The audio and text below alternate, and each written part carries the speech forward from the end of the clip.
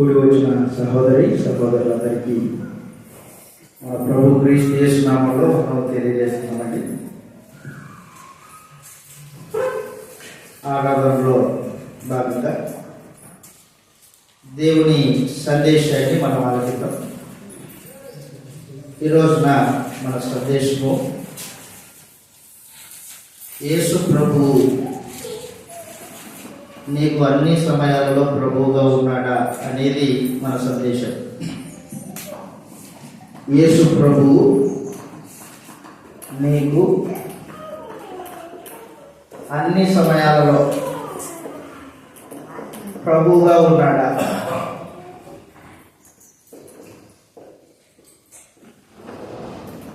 అన్ని సమయాలలో ప్రభువుగా ఉన్నాడా అనేది ఈరోజున మనం నేర్చుకోబోయే సందేశం.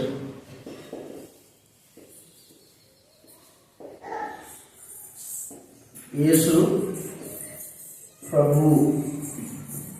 ప్రభు అంటే యజమానుడు, రాజు అని అంటాం, ఏలిక అని అంటాం. యేసు క్రీస్తు అన్ని సమయాలలో నీ మీద ఏలికగా ఉన్నాడా అనేది ఈరోజున మన పాఠం. ఎందుకంటే మనుషులు యేసుని ప్రభువుగా సంఘంలో కూడుకున్నప్పుడు మాత్రమే యేసు నాకు ప్రభువు అని, సంఘానికి బయట లోకంలో పనుల్లో ఉద్యోగాల్లో యేసు ప్రభువునిగా అంగీకరించే మనసు ఉండదు వాళ్ళకి. అనేక మందిని చూశాను నేను. సంఘంలో కూడినప్పుడు మాత్రమే భక్తి, దేవుని అందరి విశ్వాసము, దేవుని మాటలు, ఆత్మ సంబంధమైన ఆలోచన. సంఘంగా కూడుకోవడము మానుకున్న తర్వాత, అయిపోయిన తర్వాత యేసుని ప్రభువుగా అంగీకరించే పరిస్థితులు ఉండవు. మనుషుల ఎదుట యేసు ప్రభువుని యేసు నా ఏలికై ఉన్నాడు అని ఒప్పుకునే పరిస్థితులు మనుషుల దగ్గర ఉండవు. ఇది నేను చెప్పిన మాట కాదు, ప్రభు ఆయన యేసే స్వయంగా చెప్పాడు. మత్తయి సువార్త 10వ అధ్యాయము 28వ వచనం నుండి మనం ఈ మాటలు చదువుతాం. మత్తయి సువార్త 10వ అధ్యాయము 28వ వచనం నుండి ఇలాగ తెలియజేస్తూ ఉన్నాడు ప్రభు. మరియు ఆత్మను చంపనేరక దేహమును చంపువారికి భయపడకుడి గాని ఆత్మను దేహమును కూడా నరకములో నశింప చేయగలిగిన వానికి మిక్కిలి భయపడుడి.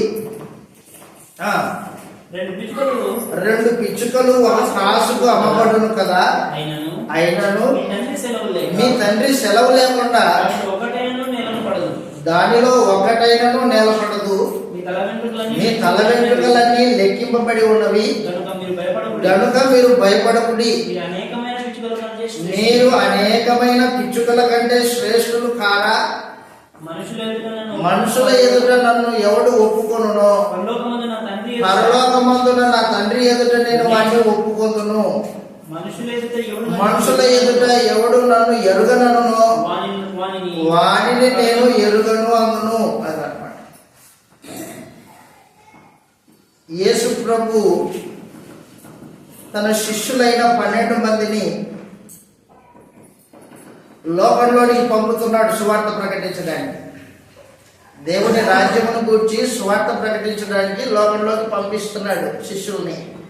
పంపించేటప్పుడు చెబుతూ ఉన్నాడు, మీ దేహాల్ని చంపువారికి భయపడకండి అన్నాడు. దేహాన్ని చంపేవాడు ఆత్మకి ఏ హాని చేయలేడు. మనుషుడంటే కేవలం దేహం కాదు, ఆత్మ అయి ఉన్నాడు, దేవుని స్వరూపంలో ఉన్నాడు మనుషుడు. మీ దేహాన్ని చంపేవాడికి భయపడకుడు కానీ ఆత్మను చంపే దేవునికి భయపడండి అన్నాడు. యేసు ప్రభు తన శిష్యులకు చెబుతూ మీ దేవునికి భయపడండి అన్నాడు. అంటూ రెండోది ఏం చెప్పాడంటే, 2 పిచ్చుకలు కాసు కమ్మబడతాయి కదా, 2 పిచ్చుకలు ఒక కాసు కమ్మబడతాయి, మీ తండ్రి సెలవు లేకోకుండా ఏది కూడా నేలను రాలదు అన్నాడు. అంటే దేవుని సెలవు లేకోకుండా నీకేం ప్రమాదం జరగదు, దేవుని ప్రమేయంతోనే, దేవునికి తెలిసే ప్రమాదం జరుగుతుంది మీకు. ఒకవేళ ప్రమాదం జరిగినా దేవుడు అభయమిస్తూ ఉన్నాడు, కాపాడుతాడు.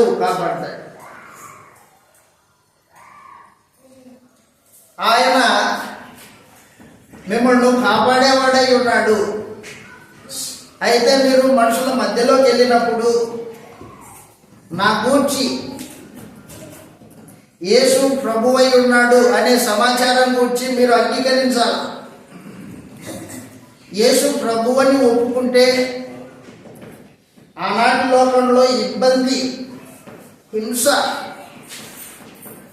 యేసు ప్రభు బ్రతికున్న దినాల్లో వాతావరణం ఎలా ఉందంటే, యూదులైన వారు యేసుని క్రీస్తుగా అంగీకరించట్లేదు, రాజుగా అంగీకరించట్లేదు. దేవుడేమో యేసుని రాజుగా ఉండడానికి దావీదు సంతానంలో పుట్టించాడు. యూదులు మాత్రము యేసుని క్రీస్తుగా అంగీకరించట్లేదు. ఎవరైనా యేసుని క్రీస్తుగా అంగీకరించితే వారికి శిక్ష విధించాలి, లేకపోతే సమాజంలో నుంచి వెలివేయాలి అనే ఒక తీర్మానం చేశారు వాళ్ళు. పరిసయ్యులు, శాస్త్రులు, ప్రధాన యాజకులు సమాజంలోనికి ఒక సందేశం పంపించారు. ఏంటి సందేశం అంటే, ఎవరైనా యేసుని క్రీస్తుని అంగీకరించితే వాడు సమాజంలో నుంచి వెలివేయబడతాడు అనే ఒక సందేశం పోయింది లోపలికి, సమాజంలోనికి. కాబట్టి ఆ దినాల్లో యేసుని క్రీస్తుగా అంగీకరించడము ఇబ్బందితో కూడుకున్నది. అలాంటి వాతావరణంలో మీరు మనుషుల ఎదుట నన్ను క్రీస్తు అని అంగీకరించితే మీకు ప్రమాదమైనా పర్వాలేదు, నువ్వు నాకు ప్రభువే అని మీరు ఒప్పుకుంటే పరలోకంలో నేను మిమ్మల్ని ఒప్పుకుంటాను తండ్రి ఎదుట అని చెప్పేసాడు అన్నమాట. ఇక్కడ నన్ను ప్రభు అని ఒప్పుకోకపోతే నేను అక్కడ పరలోకంలో మిమ్మల్ని ప్రభు అని, నేను మిమ్మల్ని నా శిష్యులని ఒప్పుకోను అని చెప్పేసాడు అన్నమాట. ఎవరికి భయపడాలో చెప్పాడు, దేవునికి భయపడండి. 2, మీ దేవుడు మిమ్మల్ని కాస్తున్నాడు, కాపలాదారుడు మీ దేవుడే మీకు. 2 పిచ్చుకలు ఒక కాసు కమ్మబడతాయి, దేవుని సెలవు లేకోకుండా ఏది కింద పడదు, నేల రాలదు. కాబట్టి దేవుని చేతిలో మీ ఆయుష్ ఉంది, మీ ప్రాణాలు ఉన్నాయి, మీరేం భయపడకండి. మనుషుల మధ్యలోకి వెళ్ళినప్పుడు నా గురించి సాక్ష్యం చెప్పేటప్పుడు, నా గురించిన సందేశం మీరు మాట్లాడుతున్నప్పుడు మీకు ఇబ్బంది పరిస్థితులు ఉంటే ఉన్నా కూడా నా గురించి ఒప్పుకోండి అని చెప్తున్నాడు ప్రభు. యేసుని ప్రభు అని ఒప్పుకుంటే ఆ దినాల్లో హింస ఎదురవుతుంది, శ్రమ పెడతారు ప్రధాన యాజకులు, శాస్త్రులు, యూద మత నాయకులు. ఎందుకంటే యేసుని దయ్యం పట్టిన వాడు అని ఆలోచన చేశారు వాళ్ళు. దయ్యాలను వదలగొడుతూ ఉంటే కుంటి వాళ్ళకి కాళ్ళు ఇస్తూ, గుడ్డి వాళ్ళకి కన్నులు ఇస్తూ, దేవుని సందేశాన్ని మోమాటం లేకుండా చెబుతూ ఉంటే అక్కడున్న ప్రధాన యాజకులకి, పరిసయ్యులకి మింగుడు కాలేదు ఆయన మాటలు. అందుకని ఆయన్ని చంపడానికి ఆలోచన చేస్తున్నారు. ఆ దినాల్లో ఎవరైనా ఆయన పక్షంగా చేరారనుకోండి, ఆయన పక్షంగా చేరిన వారికి హింస, ఇబ్బంది ఏర్పాటు చేసి పెట్టారన్నమాట. యేసు ప్రభువుని క్రీస్తుగా, రాజుగా అంగీకరించితే ఆ దినాల్లో ఇబ్బంది అయిన పరిస్థితులు అన్నమాట. చదువుతో విలాప గ్రంథంలో యోహాను సువార్త 9వ అధ్యాయము 22వ వచనంలో ఒక సందర్భాన్ని చూస్తాం మనం ఇప్పుడు. యోహాను సువార్త 9వ అధ్యాయము 22వ వచనంలో ఈ మాట రాయబడింది. యేసు ప్రభువు పుట్టుగుడ్డు వాడికి కన్నులిచ్చాడు. వాళ్ళ తల్లిదండ్రులకు కూడా తెలుసు యేసు ప్రభువు నా బిడ్డకి కన్నులిచ్చాడని. అయితే ఇప్పుడు మత నాయకులు తల్లిదండ్రుల దగ్గరికి వెళ్ళి, గుడ్డివారి తల్లిదండ్రులకి దగ్గరికి వెళ్ళి, ఇదిగో మీ బిడ్డ గుడ్డివాడిగా పుట్టాడా? అవునండి. అయితే వాడు ఇప్పుడు చూస్తున్నాడు కదా, వాడి కన్నులు ఎలా వచ్చాయి అని అడిగాడు. అప్పుడు తల్లిదండ్రులు తెలుసు యేసు ప్రభువే కన్నులు ఇచ్చాడని, కానీ ఒప్పుకోరు. అయ్యా వాడు పెద్దోడు అయి ఉన్నాడు కదా, వాడినే అడగండి అంటున్నాడు. వక్రంగా చెప్పారనమాట. ఎందుకు వక్రంగా మాట్లాడుతున్నారు మీరు తల్లిదండ్రులు అంటే, యేసుని ప్రభు అని ఒప్పుకుంటే సమాజంలో నుంచి వెలివేయబడతామనే భయం అన్నమాట వాళ్ళ హృదయాల్లో ఉంది. సొంతంగా రాయబడింది యోహాను సువార్త 9వ అధ్యాయం 22వ వచనంలో, వాని తల్లిదండ్రులు యూదులకు భయపడి అదన్నమాట. మనుషులకు భయపడి, సమాజానికి భయపడి, పరిస్థితులకు భయపడి, యేసుని అంగీకరించని సమాజం యేసుని ప్రభు అని, రాజు అని అంగీకరిస్తే వచ్చే హింసని ఎదుర్కోవడానికి భయపడి పిడికితనం కలిగిన తల్లిదండ్రులు వాళ్ళు ఏం చేశారంటే, వారి తల్లిదండ్రులు యూదులకు భయపడి అలాగ చెప్పిరి. ఎందుకనినా ఆయన క్రీస్తుని ఎవరైనా ఒప్పుకొనిన ఎడల వారిని సమాజ మందిరంలో నుండి యూదులు అంతకు ముందే నిర్ణయం చేసి పెట్టుకున్నారు. యేసుని ప్రభువుగా అంగీకరించిన వారిని సమాజంలో నుంచి వెలివేయాలి. సమాజ మందిరానికి రానికూడదు. ఆ రోజున సమాజ మందిరాలు ఉండేవి దేవుణ్ణి ఆరాధించడానికి.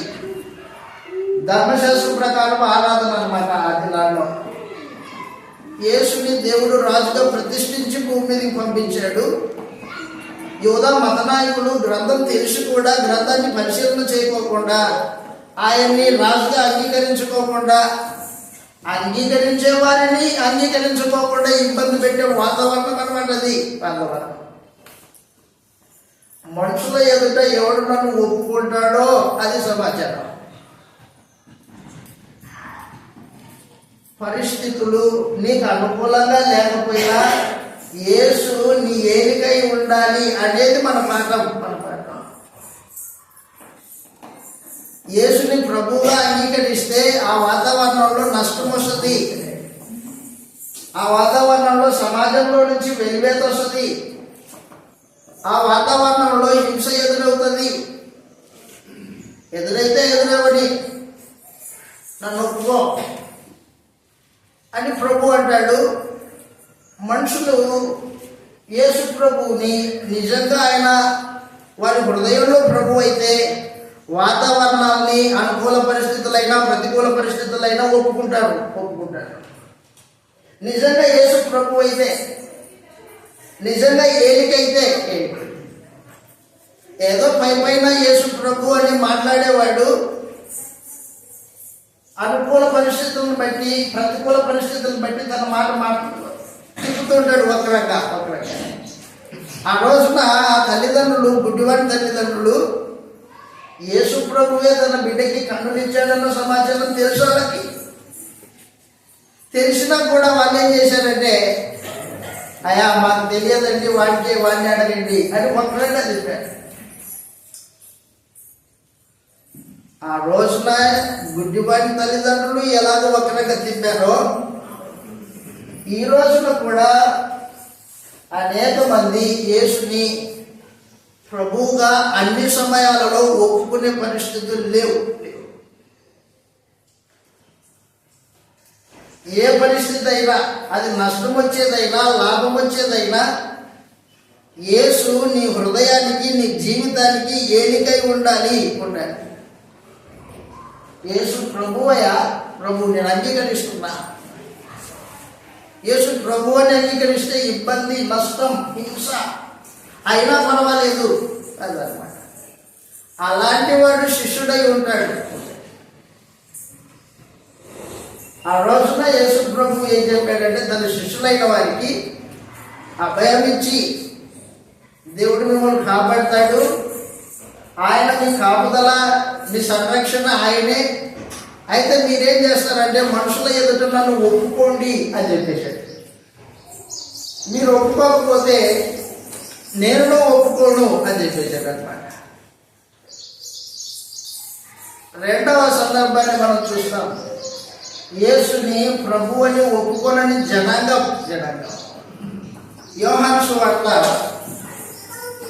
19వ అధ్యాయము 14వ వచనంలో ఈ మాటలు రాయబడ్డాయి. రెండవ సందర్భము యోహాను సువార్త 19వ అధ్యాయము 14వ వచనం నుండి లేఖన భాగాన్ని చదువుతాం. ఆ దినమును పస్కాను సిద్ధపరచు దినం.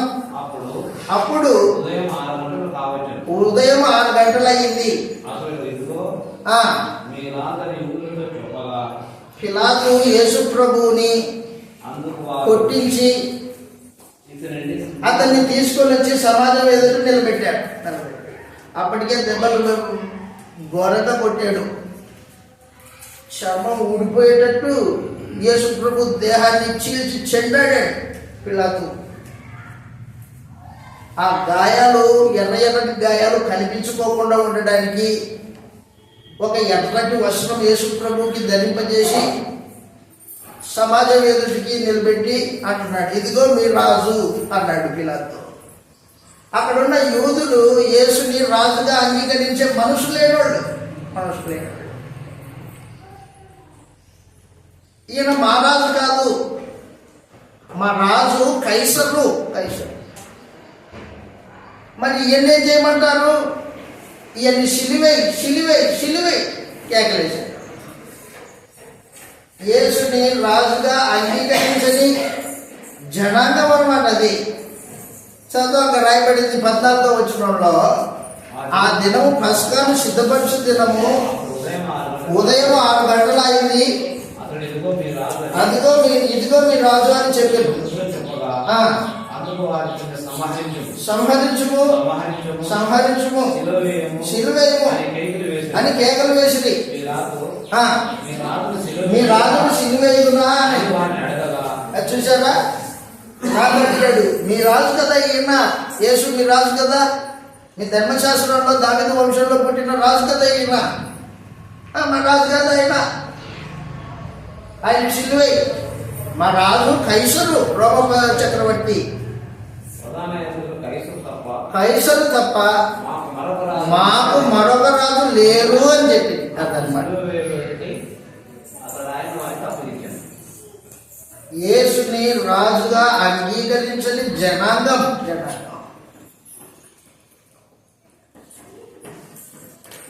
యేసును రాజుగా అంగీకరించేవాడు ఆయన ఆధిపత్యానికి, ఆయన అధికారానికి, ఆయన వాక్యానికి సంపూర్ణంగా లోబడాలా. మేము ఆయన అధికారాన్ని ఒప్పుకోము, ఆయన ఆధిపత్యం స్వీకరించము. ఆయన మా రాజు కాదు అదనమాట. యేసుని రాజుగా అంగీకరిస్తే పరిస్థితులు తారుమారైపోతాయి అనే ఉద్దేశంతో వాళ్ళు ఏం చేశారంటే యేసుని రాజుగా అంగీకరించాలా. అంతెందుకు, ఏం పిలాతు యేసు ప్రభువును బోర్డులో నిలబెట్టి అడిగినప్పుడు నువ్వు రాజువా అని అడిగాడు. అవును, నీవన్నట్టు నేను రాజునే అని చెప్పాడు యేసు ప్రభు. అయితే నా రాజ్యము భౌతికమైనది కాదు, నా రాజ్యము ఆత్మ సంబంధమైనది. యోహాను సువార్త 18వ అధ్యాయము 33వ వచనం నుండి లేఖన భాగం చదువుతాం. యోహాను సువార్త 18వ అధ్యాయము 33వ వచనం నుండి, పిలాతు తిరిగి అధికార మందిరంలో ప్రవేశించి యేసుని పిలిపించి, యూదుల రాజు నీవేనా అదిగో యూదుల రాజు నీవేనా అని ఆయన అడిగితే ఆయన సమాధానం చెప్పాడు, నీ అంతటి నీవే ఈ మాట అడుగుతున్నావా, ఎవరైనా చెప్పారా నీకు, ఎవరైనా చెప్పినా అని అడిగాడు. అందుకు పిలాతు, నేను యూదున్నా ఏమి, నీ స్వజనమును నీ ప్రజలు నిన్ను నాకు అప్పగించింది కదా, నీవేం చేశావు అని అడిగాడు. నా రాజ్యము అదర్మాట సమాచారం బాగా గుర్తుపెట్టుకుని, యేసు ప్రభు దేవుని రాజ్యానికి రాజు, భౌతికమైన రాజు కాదు, భౌతికంగా రాజు కాదు యేసు, ఆత్మ సంబంధంగా రాజు. మానవ హృదయాలు పాపం నుండి విడిపింపబడాలనే మనసు కలిగిన వాళ్ళు ఎవరైతే ఉంటారో అలాంటి వారిని తన రక్తంతో కడిగి పవిత్రపరిచి వారి హృదయాల్లో రాజుగా ఉండడానికి వచ్చాడు యేసు. మీ హృదయానికి రాజై ఉండడానికి వచ్చాడు, అంతేగాని భౌతికమైన రాజుగా భౌతికమైన సింహాసనం మీద కూర్చొని పరిపాలన చేయడానికి రాలేదు ఆయన. నేను రాజునే, అయితే నా రాజ్యం భౌతికమైనది కాదు, నా రాజ్యము ఇహలోక సంబంధమైనది కాదు. నా రాజ్యం ఇహలోక సంబంధమైనది అయితే నేను నీ చేతులకు అప్పగించబడకోకుండా ఉండడానికి నా దాసుడు నీతో పోట్లాడుతును, పోట్లాడు. యేసును రాజుగా అంగీకరించని సమాజం అన్నమాట. ప్రశ్న, మీరు యేసుని రాజుగా అంగీకరించారా? యేసు రాజుగా అంగీకరించడం అంటే నీ హృదయ ఆలోచనలకు అధిపతి యేసు, నీ జీవితానికి ఏలిక యేసు, నిన్ను నడిపించేవాడు యేసు. ఆయన వాక్యానుసారంగా నువ్వు ప్రవర్తించాలి, అది ఏలికగా ఒప్పుకోవడం అంటే. అది అన్ని సమయాల్లో, అది ఏ పరిస్థితుల్లోనైనా, నష్టం వచ్చే పరిస్థితులైనా, లాభం వచ్చే పరిస్థితులైనా, ప్రతికూల పరిస్థితి అయినా, అనుకూల పరిస్థితి, యేసు నాకు ప్రభు, నేను క్రైస్తవుణ్ణి, నా రాజు యేసు అనే విధంగా ఒప్పుకోవాలి. యోహాను సువార్త 1వ అధ్యాయము, నతనయేలు అనే ఒక యవనస్తుడు ఉన్నాడు, యేసును తన జీవిత ఏలికగా ఒప్పుకున్నాడు. యోహాను సువార్త 1వ అధ్యాయము, నతనయేలు యేసుని జీవిత ఏలిక. యోహాను సువార్త 1వ అధ్యాయం 49వ వచనంలో ఈ మాట రాయబడింది, నతనయేలు బోధకుడా, నీవు దేవుని కుమారుడవు, ఇశ్రాయేలు రాజు అని ఆయనకు ఉత్తరమిచ్చను. అదన్నమాట. వాస్తవంగా ఏం జరిగిందంటే, యేసు దేవుని కుమారుడని, ఇశ్రాయేలీల రాజని బాప్తిస్మిచ్చి యోహాను సాక్ష్యం ఇచ్చాడు. ఈయనే దేవుడు కుమారుడు, ఈయనే దేవుడు ఏర్పాటు చేసిన రాజు. కీర్తన గ్రంథంలో రాయబడినాడే, కీర్తన 2వ కీర్తన 6వ వచనంలో ఈ మాట రాయబడింది. కీర్తన 2వ కీర్తన 6వ వచనంలో దేవుడు ఏర్పాటు చేసిన రాజు యేసుక్రీస్తు.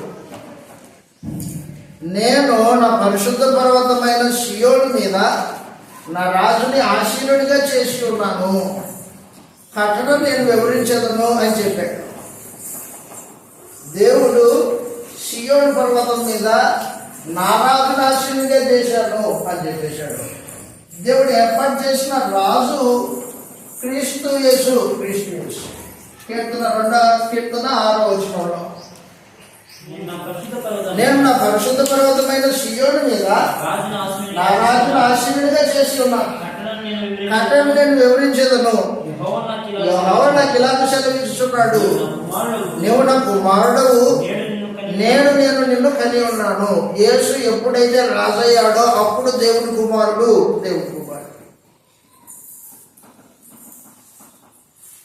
పరలోకంలోనే యేసు దేవుని కుమారుడు, అది అబద్ధపు బోధ. యేసు దేవుని కుమారుడు అయిన స్థలం ఉంది, సందర్భం ఉంది. ఎప్పుడు యేసు దేవుని కుమారుడు? రాజుగా మృతులలో నుండి లేపబడి రాజుగా సింహాసనం మీద కూర్చుండబెట్టబడినప్పుడు యేసు రాజు అయి ఉన్నాడు. ఈ సమాచారం గుర్తించిన నతనీయులు అనే యవనస్తుడు, అయ్యా నువ్వు నా ఏలిక అయ్యా అన్నాడు. ఏలికని ఒప్పుకున్న నతనీయుడు ఆయన చనిపోయేంత వరకు ఆయన వెంట తిరిగి ఆయన చెప్పిన సందేశాన్ని విని లోబడి అపోస్తలులలో ఒకటిగా ఎంచబడి బర్తిలోమయ అని చదువుతామే. బర్తిలోమయ అనే పేరు నతనీయులకి మరొక పేరు.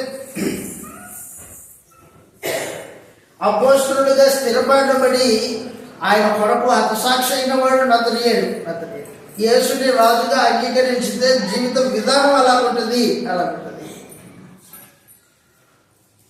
అందుకని మనుషులు యేసుని రాజుగా అంగీకరించడంలో అనుకూల పరిస్థితులను బట్టి యేసు రాజు అంటే రాజు, ప్రతికూల పరిస్థితుల్లో యేసు రాజు కాదంటే రాజు కాదు. ఇలాగా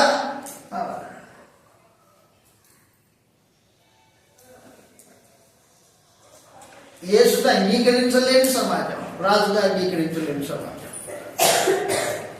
దేవుడు యేసుని దేవుడి కొరకు ప్రతిష్ఠించి భూమి మీదకి పంపించాడో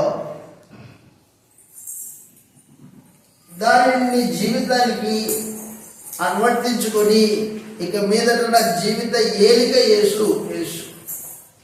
ఆయన ఏం చెప్పాడో అన్ని విషయాల్లో ఆయన మాట వింటాను నేను.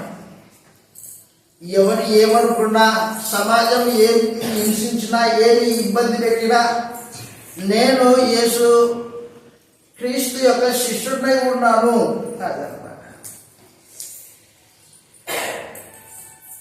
మనుషులు సమాజానికి భయపడి మీరు ఏ క్యాస్టు, ఎస్సీ, ఇప్పుడు ప్రార్థనకి వెళ్ళొస్తున్నావు, సర్టిఫికెట్లో ఏముంది? ఎస్సీ అని ఉంది. ఇప్పుడు క్రైస్తవుడిగా లేకపోతే ఎస్సీనా? నిజం చెప్పు అయ్యా నేను ఎస్సీనయ్యా అంటాడు. ఎందుకు ఎస్సీ అంటున్నాడు? ఇప్పుడు క్రైస్తవుడు అని చెబితే రిజర్వేషన్ పోతుంది, బీసీసీ అని సర్టిఫికేట్ రాసేస్తాడు, నష్టం వస్తుంది అనే ఉద్దేశంతో ఈ రోజున లోకంలో అనేక మంది రికార్డులో ఒక పేరు, భౌతికంగా క్రీస్తు యేసునందు సంఘంలో కూడుకున్నప్పుడు ఒక పేరు. ఇది లోకం యొక్క పరిస్థితి. యేసుని రాజుగా అంగీకరించినట్టు కాదు, అది అంగీకరించినట్టు కాదు. సమాజంలో కూడుకున్నప్పుడేమో క్రైస్తవుడంట, బయటికి వెళ్ళిన తర్వాత తన జీవిత కాలంలో ఉద్యోగంలోను, పరిస్థితుల్లోనూ, లోకంలోనూ రికార్డు పరంగా తన ఫలానా క్యాస్ట్, హిందూ. ఇలాంటిది యేసుని దేవుడికి, యేసు ప్రభువుని ప్రభువుగా అంగీకరించినట్లు లెక్క. ఒక రోజున పేతురు ఇదే పరిస్థితి ఎదురైంది. పేతురికి యేసు ప్రభుతో పాటు 3.5 సంవత్సరము ఆయన వెంట తిరిగాడా? ఆయన వెంట తిరిగాడు. అపోస్తలుల్లో అగ్రగణ్యుడిగా ఉన్నాడా? ఉన్నాడు. యేసుని ప్రధాన యాజకులు పట్టుకొని పోయి విచారిస్తున్నారు. విచారణ, ఎంక్వైరీ చేస్తూ ఉంటే పేతురు ప్రధాన యాజకుని యొక్క గేట్ దగ్గర కూర్చొని, మనుషుల మధ్యలో కూర్చొని యేసుకి ఏం జరుగుతుందా అని చూస్తూ ఉన్నాడు. అప్పుడు చలి కాసుకోవడానికి కూర్చున్నారు. మహాభయంకరమైన వాతావరణం.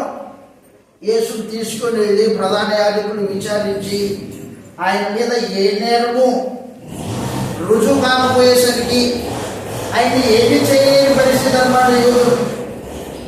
ఆ పరిస్థితుల్లో పేతురు మనుషుల మధ్యలో తిరుగుతున్నాడు. మనుషుల మధ్యలో తిరుగుతూ ఉంటే ఒక చిన్న పాప పేతురు దగ్గరికి వచ్చి, నువ్వు కూడా గలిలీయుడివే కదా, నువ్వు యేసుతో పాటు ఉన్నావు కదా అన్నాడు. నువ్వు యేసు ప్రభుతో పాటు ఉన్నావు కదా అని చెబితే పేతురు యేసుని ఒప్పుకోలే. చిన్నదానా యేసు ఎవరో నాకు తెలియదు అని చెప్పేశాడు. ఒప్పుకుంటే ఏం జరుగుతుంది? అదిగా ఆయన విచారిస్తున్నారు, కొడతారు, దెబ్బలేస్తారు. ఆయనతో పాటు నాకు శిక్ష పడుతుంది. ప్రాణం మీద భయం. పేతురికి ప్రాణం మీద భయం. అదే ప్రాణం పోతుంది, ఆయనే పడుతున్నారు, నన్నేం చేస్తారో అనే భయంతో యేసు ఎవరో నాకు తెలియదని ఒప్పుకున్నాడు పేతురు. ఆయన అద్భుతాలు చేస్తున్నప్పుడు, ఆయన సూచక్రియలు చేస్తున్నప్పుడు, ఆయన వేల మందికి భోజనాలు ఏర్పాటు చేసినప్పుడు, ఆ రోజున యేసు ప్రభు అని నేను ఆయన శిష్యుడని పదే చెప్పుకున్నాడు పేతురు. కానీ ఇప్పుడు ఆయన ఎవరో నాకు తెలియదు అంటున్నాడు. ఇలాంటి పరిస్థితులు నీకు ఎప్పుడైనా ఎదురయ్యాయా? ఎదురయ్యాయి. ఆయనని యేసు ప్రభు అని ఒప్పుకుంటే ఆ వాతావరణంలో గొప్ప ఏమి ఉండదని మనుషులు యేసు ప్రభు అని ఒప్పుకోరు. ఏ వాతావరణంలో యేసు ప్రభు అని ఒప్పుకుంటే లాభం వస్తుందో, ఏ వాతావరణంలో యేసు ప్రభు అని ఒప్పుకుంటే మేలు జరుగుతుందో ఆ పరిస్థితుల్లో యేసు ప్రభు అని ఒప్పుకుంటాడు అన్నమాట. చదువుతాం ఇలా రాయబడింది మత్తయి సువార్త 3వ సందర్భం ఇది. యేసు ప్రభు అని ఒప్పుకోలేని పరిస్థితి.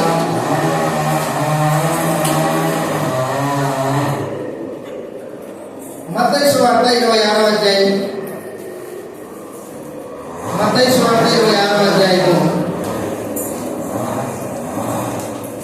62వ వచనం నుండి చదువుతాం ఇలా రాయబడింది. ప్రధాన యాజకుడు లేచి, నీవు ఉత్తరమేమి చెప్పవా? వీరు నీ మీద పలుకుతున్న సాక్ష్యము ఏమి అని యేసుని అడిగింది. వీరు నీ మీద పలుకుతున్న సాక్ష్యం ఏమని అడుగుదా యేసు ఊరకుండెను. అందుకు ప్రధాన యాజకుడు ఆయనను చూచి, నీవు దేవుని కుమారుడైన క్రీస్తు అయితే ఆ మాట నాతో చెప్పుమని, జీవం కలిగిన దేవుని తోడని నీకు ఆనబెట్టుచున్నాను. నువ్వు యేసు దేవుని కుమారుడైన క్రీస్తువేనా? క్రీస్తు అంటే రాజు. రాజు దేవుని కుమారుడైన క్రీస్తు అన్న రెండు ఒకటే. నువ్వు దేవుడు ఏర్పాటు చేసిన రాజువేనా? నిజంగా నాతో చెప్పు అని ప్రధాన యాజకుడు యేసుని అడిగాడు. అప్పుడు యేసు ఏమన్నాడంటే, నీవన్నట్టే అన్నాడు. అంటే అర్థం ఏంటి? అవును అని అర్థం. దేవుడు ఏర్పాటు చేసిన రాజుని నేనే అని చెప్పాడు. అప్పుడు ప్రధాన యాజకుడు మాట్లాడితే ఏమంటున్నట్టు, మనకి సాక్షులతో ఇంకేం పని?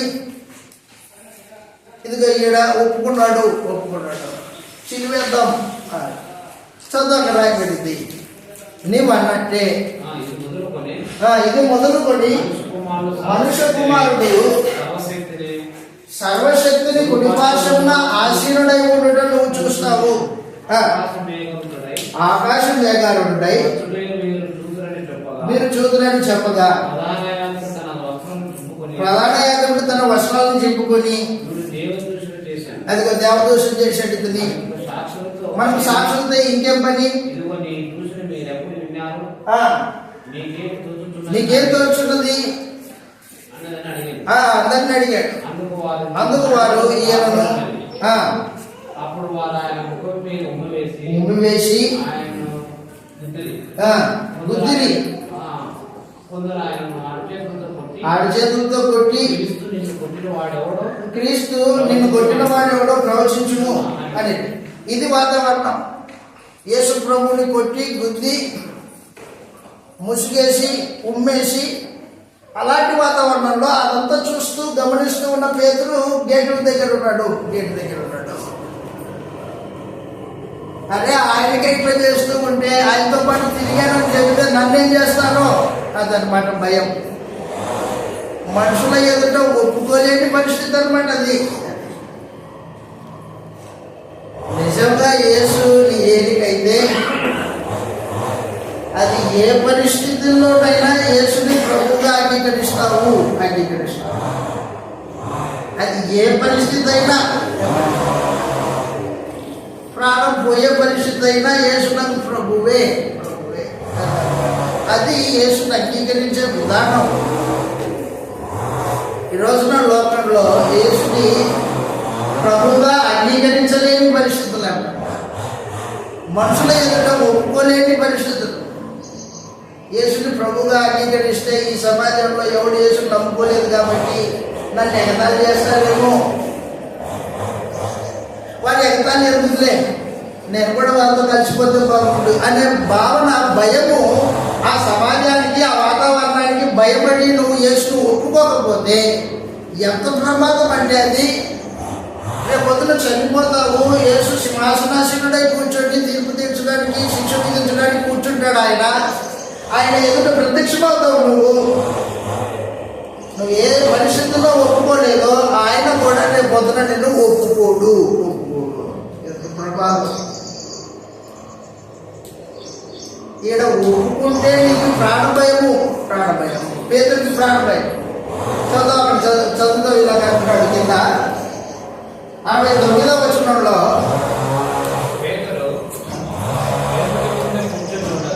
ఎవరన్నా 69వ వచనంలో, పేతురు వెలుపటి ముంగిట కూర్చుని ఉండగా ఒక చిన్నది అతని ఎద్దకు వచ్చి, నీవు గలిలయలో యేసుతో కూడా ఉంటివి కదా. ఒక చిన్న బాబు వచ్చి పేతుని అడిగింది. అందుకతడు, నేను ఉండలేదా? నిజంగానే ఉండలేదా? ఉన్నాడు. ఆయన నీళ్ళ మీద నడిస్తే నేను నడుస్తున్నాను అనలేదా? ఆయన 5 రొట్టెలు 2 చేపలు 5,000 మందికి పంచినప్పుడు 12 గంపలు ఎత్తిన వాడు నువ్వు లేవా? ఉన్నాడు. కానీ ఇప్పుడు అంటున్నాడు, నాలుగు ఒకరంగా తిప్పి అబద్ధం ఆడుతున్నాయి. నేను లేనయ్యా అక్కడ. లోపలికి వెళ్ళిపోయాడుగా. ఆ పరిస్థితిని దాటుకొని లోపలికి వెళ్ళాడు. లోపలికి వెళ్తే మరొక చిన్నది అడిగింది. వీడు నజరేయుడు యేసుతో కూడా ఉండినవాడు, నేను ఉండలేదు అని చెప్పాడు. మరలా చెప్పాను. కొంతసేపు అయిన తర్వాత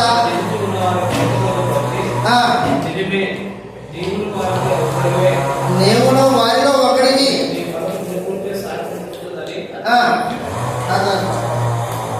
కాబట్టి యేసు ప్రభువుని ఒప్పుకోలేని వాతావరణం అది. ఒప్పుకుంటే హింస వస్తుంది. అలాంటి పరిస్థితులు నువ్వు ఎదుర్కొన్నావా? ఆ పరిస్థితులు ఎదుర్కొన్నప్పుడు నువ్వే సమాధానం చెప్పావో నీకే తెలుసు. అన్ని సమయంలో యేసు ప్రభువై ఉండడానికి, అన్ని విషయంలో ఆయన మాట వినేవాళ్ళు ఆయన వారు కావాలా? యేసును అంగీకరించడం అంటే అర్థం ఏంటంటే నీ జీవితానికి ఏలిక. యేసు ప్రభు అని ప్రతి వారు మాట్లాడతారు, అందరూ చెప్తారు యేసు ప్రభు యేసు ప్రభు యేసు ప్రభు అనేది పెద్ద సులువు, చాలా సులువు. కానీ నిజంగానే జీవితానికి యేసు ప్రభు అయి ఉండడం అనేది కష్టం. లూకా సువార్త 6వ అధ్యాయం 46వ వచనంలో యేసు ప్రభు అని వాళ్ళు మాట్లాడుతున్నారు. కానీ ఆయన మాట ప్రకారంగా జరిగించలేదట. లూకా సువార్త 6వ అధ్యాయము 46వ వచనంలో, లూకా సువార్త 6వ అధ్యాయం 46వ వచనంలో, నేను చెప్పు మాటల ప్రకారం చేయక ప్రభువా ప్రభువా అని నన్ను పిలుచుట ఎందుకు? ఎందుకు నన్ను ఊరికనే ప్రభు అంటారు? నా మాట అనుకోకుండా నన్ను ప్రభు అంటే నాకేం ప్రయోజనం, నీకేం ప్రయోజనం అన్నాడు యేసుప్రభు. యేసు ప్రభు మాట వినుకోకుండా, ఆయనకు లోపడుకోకుండా, ఆయన చెప్పినట్టు జరిగించుకోకుండా యేసుని ప్రభు అనడంలో ఆయనని ఎగతాళి చేస్తున్నావు. ఎవరో ఎగతాళి చేసేది కాదు, యేసు ప్రభు అని చెప్పుకుంటూ నువ్వు ఎగతాళి చేస్తున్నావు ఆయన్ని. ప్రభువా ప్రభువా అని చెప్పు పలుకుతున్నారే, నన్ను పిలుస్తున్నారే, నా మాట అనుకోకుండా ఎందుకు పిలుస్తారు అని చెప్పేసాడు ఆయన. నా మాట అనుకోకుండా నన్ను ఎందుకు పిలుస్తారు మీరు? వద్దు. మత్తయి సువార్త 7వ అధ్యాయం 21వ వచనంలో మరికొంతమంది యేసు ప్రభువా యేసు ప్రభువా అని పిలుస్తున్నారంట. పిలుస్తారు కానీ దేవుని చిత్తాన్ని జరిగించరు. మత్తయి సువార్త 7వ అధ్యాయం 21వ వచనం. మత్తయి సువార్త 7వ అధ్యాయం 21వ వచనంలో ప్రభువా ప్రభువా ప్రభువా అని నన్ను పిలుచు ప్రతివాడు 3 సార్లు పిలుచు ప్రతివాడు పరలోక రాజ్యంలో ప్రవేశింపడు గాని నా తండ్రి చిత్త ప్రకారంగా జరిగించేవాడే ప్రవేశించుడు. అది వాస్తవం. తండ్రి చిత్తం చేయకోకుండా యేసు ప్రభువై ఉండడు. నీకు ఉండడు. యేసు ప్రభు అవ్వాలంటే తండ్రి చిత్తాన్ని జరిగించాలా. తండ్రి చిత్తం ఏంటి? ఆయన పంపించిన యేసుని నీ హృదయంలో ప్రభువుగా ప్రతిష్ఠించుకొని అన్ని విషయములలో ఆయన మాట వినడము దేవుని యొక్క చిత్తం. దేవుడు తండ్రి చిత్తం. అది లోకానికి వేరుగా పరిశుద్ధులుగా బ్రతకడం అనేది తండ్రి చిత్తం. జాగ్రత్తవానికి దూరముగా పారిపోవడము తండ్రి చిత్తం. దుర్నీతిలో చేయి కలుపుకోకుండా నీతిగా బతకడం అనేది తండ్రి చిత్తం. తండ్రి చిత్తం జరిగించుకోకుండా ఉత్త యేసు ప్రభు పనికిరాదు అని చెప్పేశాడు. ప్రభువా ప్రభువా అని నేను నన్ను పిలుస్తున్నారు, తండ్రి చిత్తం చేయకోకుండా పిలుస్తున్నారు. గుర్తుపెట్టుకో, మీకు జరిగే పరిస్థితి చెప్తాను అని చెప్పాడు. ఏం జరుగుతుంది? మాకి మీరెవరో నాకు తెలియదని చెబుతాను అన్నాడు. మీరెవరో నాకు తెలియదు. నేను చెప్తున్న సందేశం మీకు అర్థమవుతుందా? యేసు ప్రభు అని నోటితో పలికేవాళ్ళు, ముఖస్థుతి చేసేవాళ్ళు లోకంలో వేల మంది, కోట్ల మంది ఉన్నారు. నిజానికి హృదయంలో యేసుని ప్రభుగా ప్రతిష్ఠ చేసి అపోస్తలులు బోధన అనుసరించి తండ్రి చిత్తాన్ని జరిగించే వాళ్ళు లేరు. అలాంటి వారు యేసుని ప్రభుగా అంగీకరించినట్టు కాదు. గ్యారెంటీగా మన గురించి చెప్తాను మేము ఈ మధ్యలో. మన గురించి ఇది ఆలోచన చేయండి. యేసు ప్రభు అయితే లేఖనానికి లోబడే జీవిత విధానం ఎక్కడుంది? ఎక్కడుంది? ఆదివారం నుంచి ఆదివారం వరకు గ్రంథం తెరవడు. దాన్ని ఒకసారి కూడా చూసిన సమయం మన దగ్గర లేదు. కానీ యేసు ప్రభు అని వచ్చి ఆరాధన పేరిట బలే వచ్చి కూర్చుంటాం, మంచిదే. అది యేసు నువ్వు ప్రభుగా అంగీకరించినట్టు లెక్కగా. మన లెక్కలో అవును అనుకోవచ్చు, కానీ యేసు ప్రభు లెక్కలో లెక్క కాదండి. ఆ రోజున పేతురు ఎలాంటి పరిస్థితుల్లో యేసుని ఎరుగనని చెప్పాడో భయంతో, ఈ రోజున కూడా లోపల సమాజానికి, మీ కుటుంబాల్లో మీ పరిస్థితులకి, ఈ ఇబ్బందులకి భయపడి యేసు ప్రభు కాదు అని ఒప్పుకునే పరిస్థితులు అనమాట. నిజమాడితే పరిస్థితులు దారుణంగా ఉంటాయి అని గుర్తించి నిజమాడుకోకుండా పెదవులు మూసుకొని అబద్ధాన్ని వక్రంగా తిప్పేవాళ్ళు అనమాట. గుడ్డివారి తల్లిదండ్రులు ఏం చేశారు? ఎవరికి భయపడ్డారు? సమాజానికి భయపడి నాలుకని వక్రంగా తిప్పి వాడికే తెలుసు అయ్యా అంటే నీకు తెలియదా? కన్నబిడ్డకి కళ్ళు ఎలా వచ్చాయో తెలియదా? నీకు తెలుసు. మరి చెప్పలే? లేదు, సమాజంలో నుంచి వెలివేయబడతామనే భయంతో మేము ఒప్పుకోలా అన్నమాట. యేసును ప్రభు అని అంగీకరించే ప్రతి వారు తండ్రి చిత్తాన్ని జరిగిస్తారు. యేసు ప్రభు అని ఒప్పుకునే ప్రతి వారు ఆయన మాటల ప్రకారంగా జరిగిస్తారు. యేసు ప్రభు అని ఒప్పుకునే ప్రతి వారు అన్ని సమయాలలో, అన్ని సందర్భాలలో ఆయన మాట్లాడారు. అపోస్తలుల కార్యములు 2వ అధ్యాయం 22వ వచనంలో క్షమించండి, 3వ అధ్యాయం 22వ అపోస్తల కార్యములు 3వ అధ్యాయం 22వ వచనంలో మోషే ఇట్లానే, ప్రభు అయిన దేవుడు నా వంటి ఒక ప్రవక్తను మీ ప్రజల్లో నుంచి పుట్టించును, మీ కొరకు పుట్టించు. ఆయన మీతో ఏమి చెప్పినను అదనమాట. అన్ని విషయంలో మీరు ఆయన మాట వినాలి అని చెప్పాలి. కొన్నిట్లో విని కొన్నిట్లో దాటుకొని పోయే పరిస్థితి మంది. అనుకూలమైన పరిస్థితులు జరిగించి ప్రతికూల పరిస్థితుల్లో దాటుకొని ఏసెవరో తెలియదన్నట్టు ప్రవర్తించే ప్రవర్తన మంది. అలాంటి వాడు యేసు ప్రభుగా అంగీకరించినట్టు లెక్క. అన్ని విషయంలో ఆయన మాట వినేవాడు కావాలా అని. అన్ని విషయాల్లో యేసు నీ హృదయపు ఏలిక, యేసు నా హృదయానికి ఏలికండి. ఆయన రాజుగా ప్రతిష్ట చేశాను నేను ఆయన లోపల.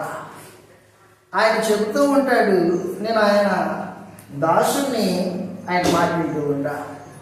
ఆయన నా యజమానుడు, ఆయన మాట వింటూ ఉంటా. పేతురు గారు రాసిన మొదటి పత్రిక 3వ అధ్యాయము 15వ వచనంలో ఈ మాట రాయబడింది. పేతురు గారు రాసిన మొదటి పత్రిక 3వ అధ్యాయము 15వ వచనంలో ఈ మాటలు రాయబడ్డాయి. మిమ్మల్ని హేతువడుగు ప్రతి వాడికి సాత్వికంతో సమాధానం చెప్పుటకు మీరు ఎల్లప్పుడూ సిద్ధంగా ఉండి మీ హృదయములలో క్రీస్తును ప్రభువుగా ప్రతిష్ఠించుకొనుడి. ఎక్కడ యేసు నీకు ప్రభు అయి ఉండాలా? నీ హృదయంలో ఉండాలా ప్రభువుగా ప్రతిష్ఠ. సింహాసనము నీ హృదయంలో వేయాలి.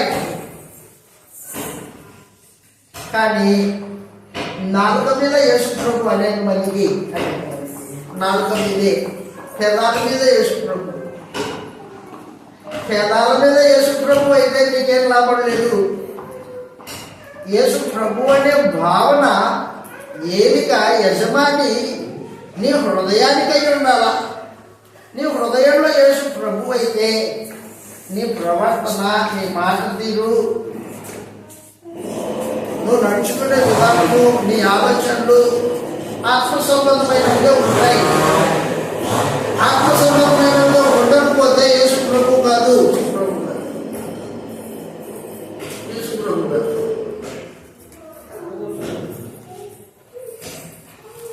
నా పక్షంగా ఉండండి, నా పక్షంగా ఉండకపోతే నా వాడు కాదు అని చెప్పేసాడు యేసు ప్రభు. ఆయన పక్షంగా ఉండటం అంటే ఆయన రాజుగా అంగీకరించి ఆయనతో పాటు కలిసి ఉండాలి. అన్ని స్థలాల్లో ఆయన వెంటుండాలి. నా గొడ్డలు నా స్వరం వింటాయి, నన్ను వెంబడిస్తాయి. నా గొడ్డలు కానివి ఉన్నాయి, అవి నా స్వరం వినవు, అన్నిటి స్వరం వింటాయి. అన్నిటి స్వరం వినేవాడు ఆయన గొడ్డగా. ఆయన స్వరము అపోస్తుల బోధ, ఆయన స్వరం కానిది అబద్ధము బోధ. యోహాను సువార్త 10వ అధ్యాయంలో ఈ మాటలు చదువుతాం మనం. నా గొర్రెలు నా స్వరం విని నన్ను వెంబడిస్తాయి, నా మాట వింటాయి. యోహాను సువార్త 10వ అధ్యాయము 4వ వచనంలో ఈ మాటలు రాయబడ్డాయి. 3వ వచనం చదువుతాం. అతనికి ద్వారపాలకుడు తలుపు తీయును, గొర్రెలు అతని స్వరం వినును. అతడు తన సొంత గొర్రెలకు పేరు పెట్టి పిలిచి వాటిని వెలుపలికి నడిపించును. మరియు అతడు తన సొంత గొర్రెలన్నింటినీ వెలుపలికి నడిపించినప్పుడల్లా వాటికి ముందుగా నడుచు. గొర్రెలు అతని స్వరం ఎరుగును కనుక అతన్ని వెంబడించును. అన్నిటి స్వరము అవి ఎరుగవు కనుక అన్నింటిని ఎంత మాత్రం వెంబడింపక వాటి యొద్ద నుండి పారిపోవాలని నీతో నిశ్చయముగా చెప్పుచున్నాను అని వాగ్దాను. నేను గొడ్డలకు మంచి కాపరిని, నా గొడ్డలు నా స్వరం ఎరుగుతాయి, పేరు పెట్టి పిలుస్తాను నేను దాన్ని. నా గొడ్డలు నా స్వరాన్ని విని నన్ను వెంబడిస్తాయి. అదనమాట. యేసు యజమానుడైతే యేసును వెంబడించేవాడు యేసు శిష్యుడై ఉంటాడు. కాబట్టి ప్రియులారా, నేను మీకు ఏ సందేశం ఇస్తున్నానో మీకు అర్థమవుతుందా? అర్థమవుతుందా? యేసు ప్రభు, యేసు ప్రభు, యేసు ప్రభు అని చెప్పడం సులువు. నిజానికి యేసు ప్రభు అయి ఉండడం అనేది కష్టం. జీవిత ఏలిక నా యజమాని అయినా, యజమాని దాసుడికి సెలవిస్తాడు ఆజ్ఞలు. దాసుడు యజమాని ఆజ్ఞలను గౌరవించి అవి ఏ పరిస్థితుల్లోనైనా తిరస్కరించుకోకుండా నష్టం కలిగించేటివైనా ఆయన మాట వింటాడు. అది దాసుడి యొక్క స్వభావం. ఆ దినాల్లో యేసు ప్రభు బ్రతికున్న దినాల్లో, అపోస్తలుడు పరిచర్య చేస్తున్న దినాల్లో యజమానులు, దాసులు అనే ఒక తెగలుండేవి. యజమానులు ఆస్తి కలిగిన వాళ్ళు, గౌరవప్రదమైన జీవిత విధానం జీవించేవాళ్ళు. దాసులు ఆస్తి లేని వాళ్ళు, తమ ప్రాణాలను కూడా తమ సొంతంగా కాపాడుకోలేని వాళ్ళు దాసులు. ఆ దినాల్లో హాలేరు పని చేసిన వాళ్ళు, హాలేరు పని బానిస.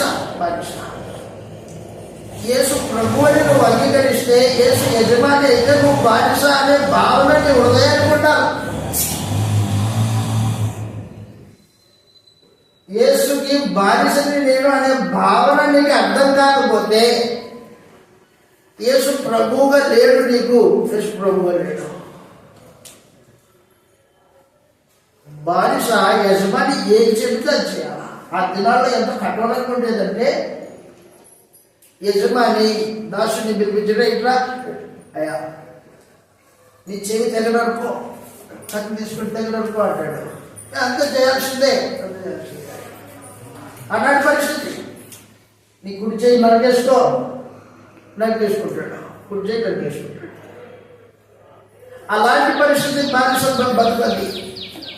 ఈరోజు మన ప్రభు అయిన యేసు మనల్ని తన దాసులుగా చేసుకోవడానికి తన ప్రాణమిచ్చి, తన రక్తంతో కొనుక్కొని, తనతో పాటు రాజై ఉండడానికి, తనతో పాటు యాజకత్వం చేయడానికి, దేవుని కుటుంబంలో తన సహోదరుడిగా ఉండడానికి పిలుచుకున్నాడు మనల్ని.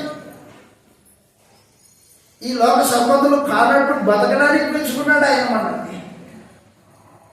నేను ఈ లోక సంబంధిని కాదు, మీరుని ఈ లోక సంబంధులు కాదు అని చెప్పేసాడు. నేను పరలోక సంబంధిని, నాతో పాటు నేను పరలోక సంబంధులు అని చెప్పాడు ఆయన. కానీ మనకు ఆ ఆత్మ సంబంధమైన ఆ మాటలు, ఆ భావాలు మనకి బుడకెక్కవు. ఎంతసేపు ఉన్నా యేసు ప్రభు నమ్ముకుంటే ఏ లాభం వస్తుంది, యేసు ప్రభు నమ్ముకుంటే ఏ రోగం పోతుంది, యేసు ప్రభుకు ప్రార్థన చేస్తే ఏ నష్టంలో నుంచి లాభం వస్తుంది, ఇలాంటివే చూసుకుంటున్నామే తప్ప అసలు ఆత్మ సంబంధమైన రాజ్యానికి రాదు యేసు.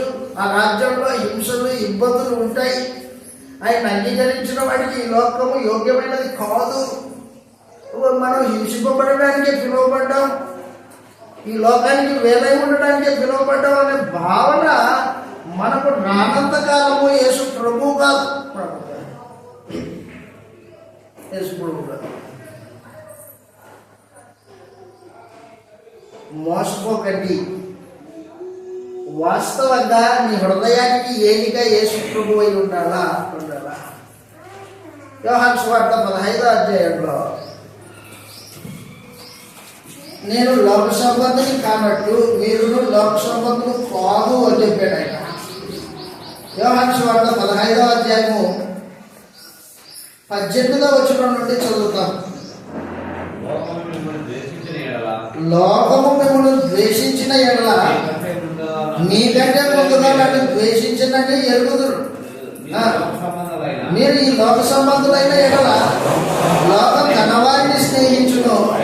అయితే మీరు లోక సంబంధులు కారు, లోకంలో నుంచి ఏర్పరచుకుంటుని. అందుచేతనే లోకము మిమ్మల్ని ద్వేషించుచున్నది. దాసుడు తన యజమానుని కంటే గొప్పవాడు ఆడని నేను మీద నిశ్చయంగా చెబుతున్నాను. కాబట్టి యేసు ప్రభువు నీకు యజమాని అయితే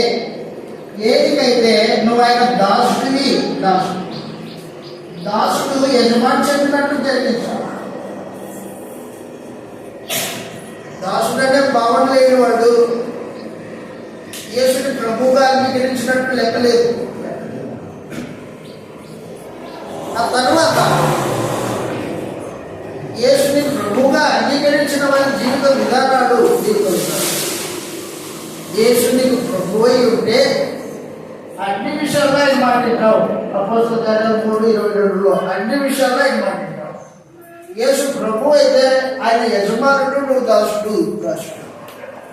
దాసుడు యజమానుని గౌరవించాలి, మాట్లాడాలి, గణపరచాలి. దాసుడు సొంతైన ఇష్టాన్ని నెరవేర్చుకోవడానికి కాదు, కుదరదు అన్నమాట. మన యేసు ప్రభు తన రక్తం ఇచ్చి తన సొత్తుగా కొనుక్కున్నాడు. మన ఇష్టం నెరవేర్చుకోవడానికి కాదు, మనల్ని కొనిన ప్రభు యొక్క యజమాని యొక్క ఇష్టాన్ని నెరవేర్చడానికి ఆయన మనల్ని ఎంచుకున్నాడు. కాబట్టి నేను దాసుడిని, నేను క్రీస్తు పక్షాన ఉన్నాను. క్రీస్తు పక్షం కొంటే లోకం నేను ద్వేషిస్తుంది, ద్వేషించిన పర్వాలేదు, నేను క్రీస్తు పక్షమే. అందుకే యేసుప్రభు ఏం చెప్పాడంటే, మనుషుల ఎదుట ఎవడు నన్ను ఒప్పుకొనునో వాడిని నేను నా తండ్రి ఎదుట ఒప్పుకుంటాను. ఇంకా ఏం చెప్పాడంటే ఆయన, ఎవడైతే మనుషుల ఎదుట నన్ను ఒప్పుకోలేదో వాడిని నేను పరలోకమందు నా తండ్రి ఎదుట వాడిని ఒప్పుకోను. ఇక్కడ బ్రతికే బ్రతుకును బట్టి, ఇక్కడ ఒప్పుకునే నీ ఒప్పుకోలను బట్టి పరలోకంలో జీవిత విధానము నీకు దేవుడితో పాటు శాశ్వతంగా ఉండేదా, లేకపోతే దేవుడికి వ్యతిరేకంగా శాశ్వతంగా నరకంలో ఉండేదా అనేది నిర్ణయించబడుతుంది. మనమేమనుకుంటామంటే ఎవరు చూడట్లేదులే, ఏం పోతూ ఉంటాయి, వారం పోతూ ఉంటాయి, సంవత్సరం పోతూ ఉంటాయి, నెలలు పోతూ ఉంటాయి, ఇది మనం ఇలాగే ఉందాం. గుర్తుపెట్టుకో, ఇలా ఉండడానికి కాదు. యేసుని నీ హృదయంలో ప్రతిష్ఠించాలి. కొంతమంది యేసుని ఎక్కడ పెట్టారు తెలిసిన, యేసుని కొంతమంది ఎక్కడ పెట్టారు తెలిసిన, నీకు కాళ్ళకి తెసి యేసుని తొక్కుతున్నారు. కొంతమంది యేసుని తొక్కుతున్నాడు. ఎవరాడు యేసుని తొక్కేటాడు? కాదు, క్రైస్తవులు అని చెప్పుకుంటున్న వాళ్ళే. చదువుతాం లేఖనాల్లో ఇలా రాయబడింది. ఏప్రిల్ రాసిన పత్రిక 10వ అధ్యాయము 26వ వచనం నుండి చదువుతాం చూడండి. బుద్ధిపూర్వకంగా పాపం చేసే ప్రతి వాడు యేసుని కాళ్ళతో తొక్కుతున్నాడు. ఎక్కడ ఉండాల్సిన యేసు ఎక్కడున్నాడు? ఏప్రిల్ రాసిన పత్రిక 10వ అధ్యాయం 26వ వచనంలో చదువుతాం మాటలు. ఇలా అంటూ ఉన్నాడు ఆయన. ఏప్రిల్ రాసిన పత్రిక 10వ అధ్యాయం 26వ వచనంలో, మనము సత్యము గురించి అనుభవ జ్ఞానం పొందిన తర్వాత బుద్ధిపూర్వకంగా పాపం చేసిన ఎడల పాపములకు బలిగా ఉండదు, కానీ న్యాయపు తీర్పునకు భయముతో ఎదురు చూచుటయు విరోధులను దహించబో తీక్షణమైన అగ్నిగా ఉండు. ఎవడైనను మోసే ధర్మశాస్త్రమును నిరాకరించిన ఎడల 2-3 సాక్షుల మాటల మీద కనికరింపకుండా వారిని శిక్షించుదురు. ఇట్లుండగా దేవుడి కుమారుని పాదములతో తొక్కి తాను పరిశుద్ధపరచబడటము సాధనమైన నిబంధన రక్తమును అపవిత్రమైనదిగా ఎంచి కృపకు మూలముకు ఆత్మను తిరస్కరించిన వారు ఎంత ఎక్కువైన దండనము పాత్రలుగా ఎంచబడినట్టు నేను తోచును అన్నారు. ఎవరు యేసుప్రభుని పాదాలతో తొక్కుతుంది? బుద్ధిపూర్వకంగా పాపం చేసేవాడు. సత్యము గురించి అనుభవ జ్ఞానం పొందిన తర్వాత బుద్ధిపూర్వకంగా ఇది చేస్తే పాపము, యేసుప్రభు చెప్పినట్టుది, ఇది చేయకూడదు అని తెలిసి కూడా పాపం చేసేవాడు యేసుప్రభుని పాదాలతో తొక్కుతున్నాడు. ఎక్కడ ఉండాల్సిన యేసు ఎక్కడున్నాడు?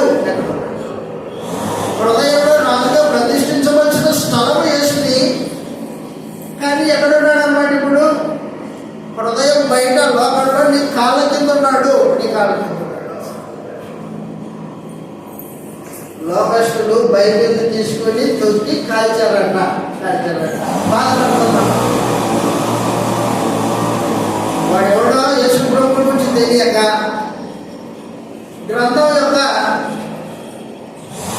విలువ తెలియక వాడు దాన్ని చించేసి సువార్త ప్రకటించడానికి వెళ్తే చించేసి కాల్చేసి కాలుతో దొరికాడు. దాన్ని చూసి బాధపడిపోతాం. అయ్యో అయ్యో అంటాం. అయ్యో అయ్యో నా పరిస్థితి కాదు. నీ కాళ్ళ కింద ఉన్నాడు యేసు. నీ కాళ్ళ కింద ఉన్నాడు. బుద్ధిపూర్వకంగా మొత్తము దుర్నీతి సంబంధంగా లోక సంబంధంగా ఆలోచన చేసిన ప్రతిసారి యేసు ప్రభుని కాళ్ళతో తొక్కుతున్నాడు. కట్టుకోకుండా ఎన్నిసార్లు యేసు ప్రభుని కాళ్ళతో తొక్కిన సమాజము. ఉదాహరణ నీకేం చెప్తున్నానంటే, యేసు నిజంగా ప్రభువేనా? యేసు నిజంగా ప్రభు అయితే ఆయన మాట వింటూ ఆయనకు లోబడి లోకం ఏమనుకున్నా ఆయన కొరకు జీవితాన్ని సమర్పించుకొని బతకాలి. భౌతికమైన ఉద్యోగాల కోసము, భౌతికమైన లాభాల కోసము, భౌతికమైన వాటి కోసము ప్రభుత్వానికి దొరికిపోతే దేవుడికి వ్యతిరేకంగా యేసు ప్రభు కాదని ఒప్పుకుంటే ఎంత ప్రమాదంలోకి వెళ్తావో అసలు గుర్తించు. మరికొంతమంది యేసుని ఎక్కడ పెట్టారో తెలుసిన? మరికొంతమంది యేసుని హృదయంలో ప్రతిష్ఠించుకోవాల్సింది ఆయన ఎక్కడ పెట్టారంటే బయట పెట్టారు. హృదయానికి బయట ఉన్నాడు ఆయన. ప్రకటన గ్రంథం 3వ అధ్యాయంలో సంఘము యేసు ప్రభువుని బయట పెట్టిన సంఘం ఉంది. సంఘమేమో కృష్ణ ప్రభు పేరు చెప్పుకుంటుంది, కానీ సంఘంలో యేసు ప్రభు లేడు. విచిత్రం అది.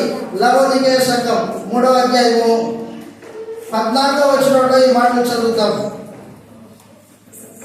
ప్రకటన గ్రంథం 3వ అధ్యాయం 14వ వచనంలో లవోదికీయలో ఉన్న సంఘములకు ఇలా రాయము అన్నారు.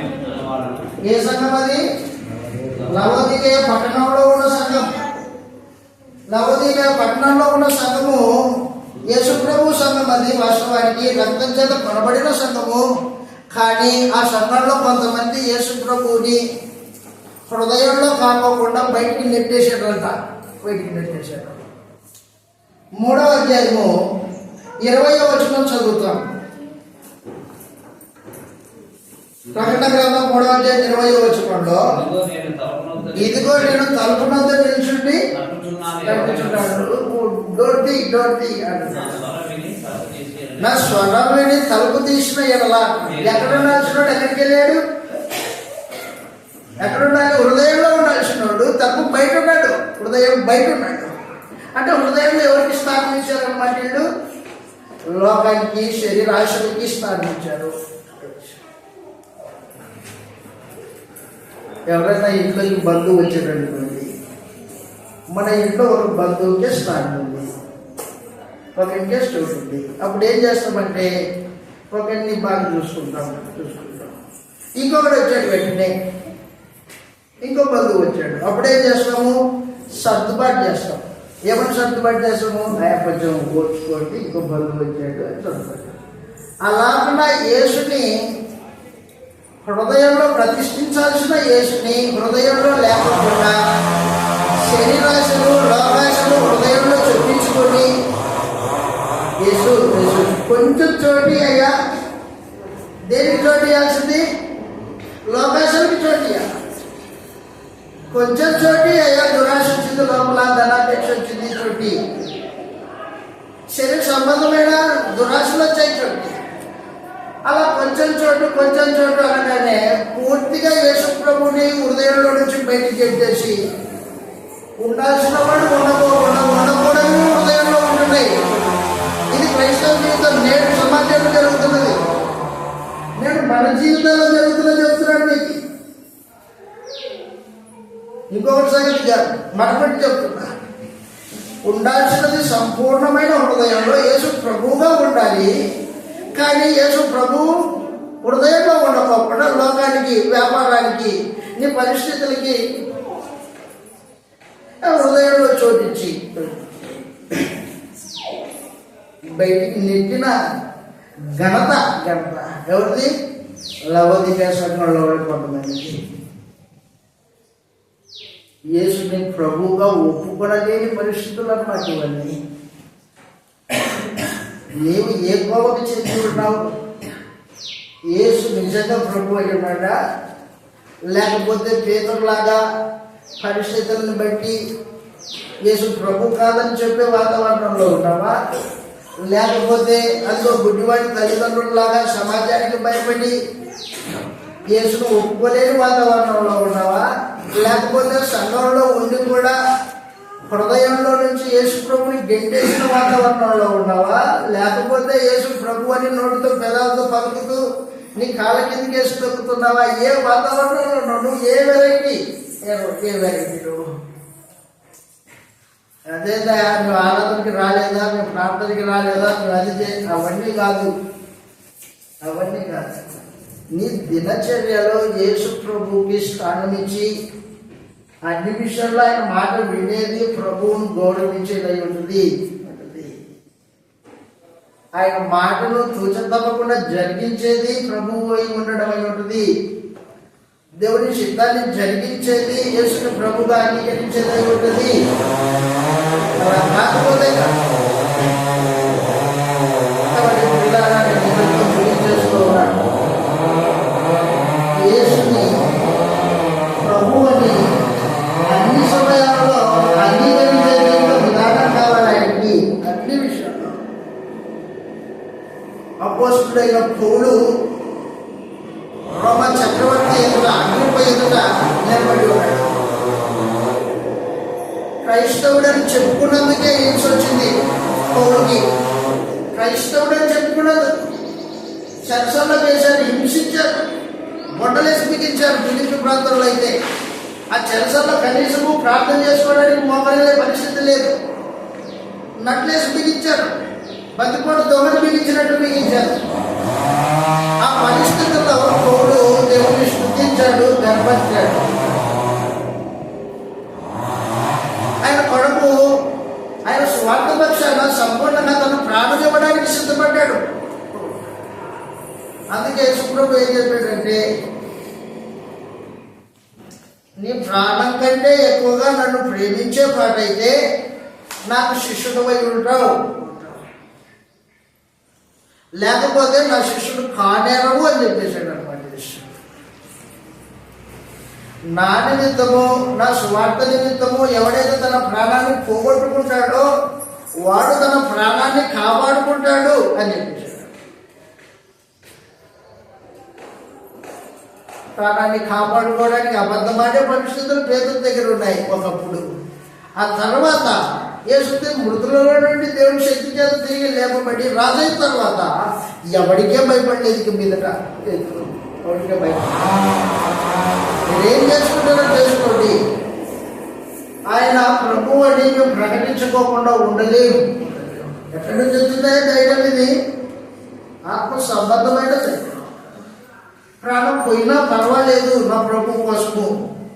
ఆయన నా కోసం చనిపోయాడు, నేను ఆయన కోసం చనిపోతాను, తెగిస్తున్నా. అదన్నమాట జీవిత విధానం. అంతే తప్పించి చిన్న ఒక 10,000 రూపాయలకో లేకపోతే 1,00,000 రూపాయలకో అబద్ధమాడి జీవితాన్ని పోగొట్టుకొని యేసు ప్రభు అని ఆరాధనలో కూర్చుంటే అది జీవిత విధానంగా ప్రభుని అంగీకరించినట్టుగా లోకానికి సంపూర్ణంగా వేరైన జీవితం. యేసు ప్రభు అని అంగీకరిస్తే నా జీవితం ఏంటి? అన్ని సమయాల్లో నా ప్రభు ఆయన. అది ఏ వాతావరణమై ఇంట బయట యేసు ప్రభు అని, ఎక్కడైనా ప్రభువే అనే జీవిత విధానం ఉండాలి. అప్పుడు మనము అన్ని విషయాల్లో అన్ని సమయాల్లో యేసు ప్రభుగా ఉన్నట్టు లెక్క. అలా అవునో కాదో మిమ్మల్ని మీరు పరీక్షించుకోవడం వల్లనే ఆయన అన్ని సమయంలో ప్రభుగా ఉంటే మనము రేపొద్దున ఆయనతో పాటు నిత్యత్వం అనుభవిస్తాం. లేకపోతే ఆయన వ్యతిరేకులు, శత్రువులు, అపవాది వాటి దూతలకు ఏర్పాటు చేసిన నిత్యాగ్ని దండనకు పోయే ప్రమాదం ఉంది. ఒక ఒప్పుకోడు మనుషుడు ఎదుట. ఒప్పుకోకపోతే ఎంతో ప్రమాదం ఆలోచించి యేసు ప్రభు అని పెదాల మీద పలికేది కాదది. జీవిత విధానానికి సంబంధించింది, దినచర్యకు సంబంధించింది. ఆ రీతిగా మనమందరము యేసు నిజంగా మన జీవితాలకి ఏకై రాజై ఉండేటట్టుగా జీవితాన్ని మలుచుకోవడం వల్ల ప్రేమతో మనం చేసి మనం చేసుకుంటాం. అందరికీ వందనాలు.